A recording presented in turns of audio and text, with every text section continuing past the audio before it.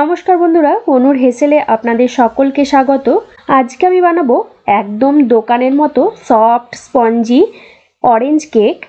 Cake বানাতে এখন আমরা অনেকেই জানি, তবে সামনেই আসছে বড়দিন, আর বড়দিন মানেই সবাই মিলে আনন্দ মজা হই হুল্লোড় করে সারাটা দিন কাটানো, সাথে কেক খাওয়া। সেই কেক যদি দোকান বা বেকারি থেকে না কিনে বাড়িতেই একদম পারফেক্ট দোকানের মতো কেক বানিয়ে নেওয়া যায়, তাহলে দেখবেন বাড়ির বাচ্চা থেকে বড় সকলেই ভীষণ খুশি হবে আর আনন্দ করে কেক খাবে। আজকের কেকটা কোনো রকম ঝামেলা ছাড়াই খুব সহজ পদ্ধতিতে বানিয়ে দেখাবো। বানাতে সময়ও লাগবে খুব কম। তাহলে আসুন শুরু করি আমার আজকের রেসিপিটি। অরেঞ্জ কেক বানানোর জন্য আমি এখানে একটা অরেঞ্জ বা কমলা লেবু নিয়েছি। এই অরেঞ্জের গায়ে যে খোসাটা আছে সেটা গ্রেটার দিয়ে গ্রেট করে নেব। তবে শুধুমাত্র ওপরে যে অরেঞ্জ কালারটা আছে সেটাই নেব, সাদা অংশটা নেব না, তাহলে কিন্তু তেতো হয়ে যাবে। শুধু জাস্ট হালকা করে ওপরের অরেঞ্জ খোসাটা গ্রেট করে নিচ্ছি। দেখুন, এটা 1 টেবিল চামচের মতো হয়েছে, এতেই ফ্লেভারটা চলে আসবে। এটা এখন আমি সাইডে রেখে দেব। এবার যে অরেঞ্জটা আছে সেটা জুসটা বের করে নেব, তাই অরেঞ্জটা মাঝখান দিয়ে কেটে নিলাম। এবার একটা জুসার নিয়ে নিয়েছি, এই জুসারের সাহায্যে জুসটাকে ভালো করে বের করে নেব।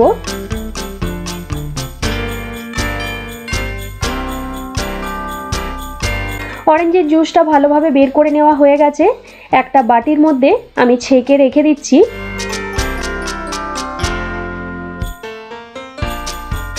এখানে আমার ছোট বাটির 1 বাটির মতো জুস হয়েছে, মানে 1/3 কাপের মতো। এবার ব্যাটারটা তৈরি করব, তাই মিক্সির মিডিয়াম সাইজের জারটা নিয়ে নিয়েছি। আমি আজকে এই মিক্সির মধ্যে ব্যাটারটা তৈরি করব। মিক্সির জারের মধ্যে নিয়ে নিচ্ছি 2টো ডিম। ডিমগুলো আমি ফাটিয়ে নিয়ে নিলাম। এবার এই ডিমের মধ্যে দিয়ে দেব 1/3 কাপ সাদা তেল, আর মিষ্টির জন্য দেব 1/2 কাপ চিনি। এবার ডিম, সাদা তেল আর চিনিটা ভালোভাবে ব্লেন্ড করে নিয়ে তারপর ফিরে আসছি। দেখুন, খুব ভালো করে ব্লেন্ড করে নিয়েছি, একটা ক্রিমি টেক্সচার এসছে। এবার এর মধ্যে দিয়ে দেব গ্রেট করে রাখা অরেঞ্জের খোসাটা। আপনাদের কাছে যদি হ্যান্ড ব্লেন্ডার থাকে তাহলে ব্লেন্ডার দিয়েও ব্যাটারটা রেডি করে নিতে পারেন। সবার কাছে তো আর ব্লেন্ডার থাকে না, তাই এই রকম একটা সহজ পদ্ধতি আপনাদের দেখাচ্ছি। এইভাবে করলেও ব্যাটারটা খুব সুন্দরভাবে তৈরি হয়। এর মধ্যে দিয়ে দিলাম অরেঞ্জ জুসটা, আর দিয়ে দিচ্ছি 1 কাপ ময়দা। দেব 1 চা চামচ বেকিং পাউডার আর 1/2 চা চামচ বেকিং সোডা। দেব খুব সামান্য পরিমাণ, মানে 1 চিমটের মতো অরেঞ্জ ফুড কালার, তাহলে কেকের কালারটা খুব সুন্দর আসবে। এবার সমস্ত কিছু খুব ভালোভাবে ব্লেন্ড করে নিয়ে ফিরে আসছি। অনেক সময় দেখা যায় চামচ বা হ্যান্ড বিটার দিয়ে ব্যাটার তৈরি করতে করতে সময় বেশি লাগে, তবে এইভাবে যদি মিক্সিতে বানানো যায় ব্যাটারটা সুন্দরভাবে তাড়াতাড়ি তৈরি হয়ে যায়। দেখুন, ব্যাটারটা তৈরি করে নেওয়া হয়ে গেছে। এবার কেক টিন বা কেকের বাটিটা রেডি করে নেব, তাই এখানে আমি একটা 6 ইঞ্চি কেকের বাটি নিয়েছি। প্রথমে কেকের বাটির মধ্যে আমি সামান্য পরিমাণ তেল কেকের বাটিটার চারপাশ দিয়ে ভালো করে লাগিয়ে নেব। কেকের বাটির চারপাশে সুন্দরভাবে তেল ব্রাশ করে নেওয়া হয়ে গেছে। এবার মাঝখানে দিয়ে দেব একটা গোল করে কেটে রাখা বাটার পেপার। এটা আপনারা যে কোনো বইয়ের দোকানে পেয়ে যাবেন। মাঝখানে বাটার পেপার বসিয়ে নিয়েছি। এবার সাইডটাতেও লম্বা করে কাটা বাটার পেপার বসিয়ে নিচ্ছি। এইভাবে বাটার পেপার চারদিকে লাগিয়ে দিলে কেকটা বেক করার পর খুব সুন্দরভাবে তাড়াতাড়ি ডিমোল্ড করা যাবে। চারিপাশে বাটার পেপার লাগিয়ে নিয়েছি। এবার আবারও খুব অল্প পরিমাণ সাদা তেল আমি চারপাশ দিয়ে মাখিয়ে নিচ্ছি। কেক টিন রেডি করে নেওয়া হয়ে গেছে। এবার এই কেক টিনের মধ্যে রেডি করে রাখা কেকের ব্যাটারটা ঢেলে নেব। এরকম আরও নতুনত্ব রেসিপি দেখতে হলে যারা যারা ফেসবুক বা ইনস্টাগ্রাম থেকে ভিডিওগুলো দেখছেন তারা আমার পেজটাকে ফলো করে দেবেন। ব্যাটারটা বাটিতে ঢেলে নিয়েছি। এবার বাটিটা 3 থেকে 4 বার ভালো করে ট্যাপ করে নিয়ে বাটির মধ্যে ব্যাটারটা সেট করে নেব, যাতে ভেতরে কোনো এয়ার বাবেল বা এয়ার গ্যাপ না থেকে যায়। আপনারা চাইলে এইভাবে একটা কাঠি দিয়েও দাগ দাগ দিয়ে দিতে পারেন।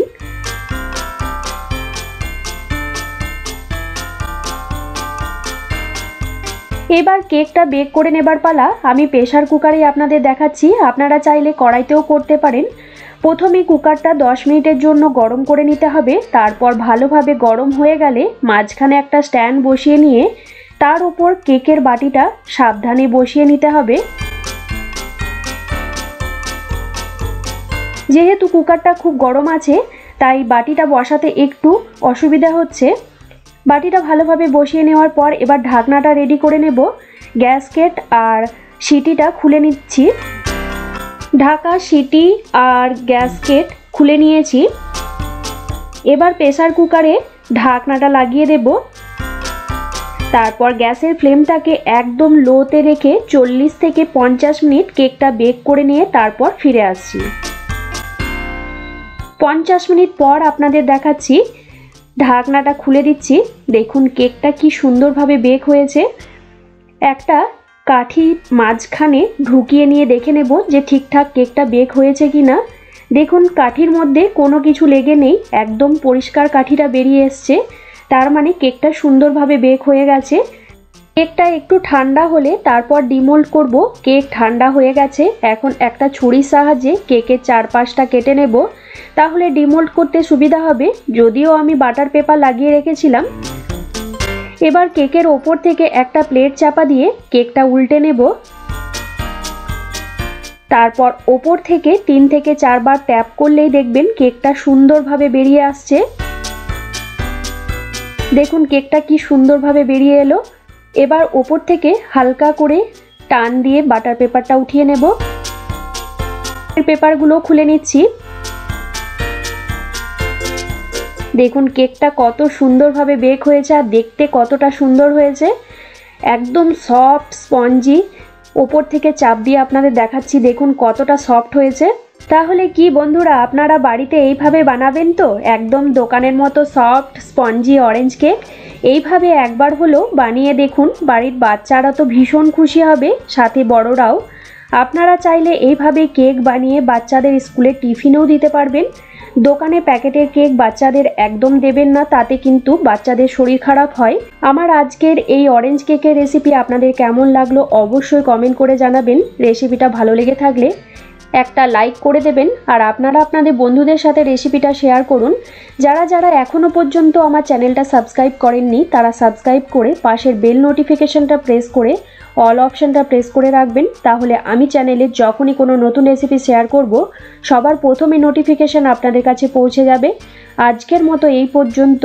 আবারও কোনো নতুন রেসিপি নিয়ে হাজির হব আপনাদের কাছে। আপনারা ভালো থাকবেন, সুস্থ থাকবেন। ধন্যবাদ।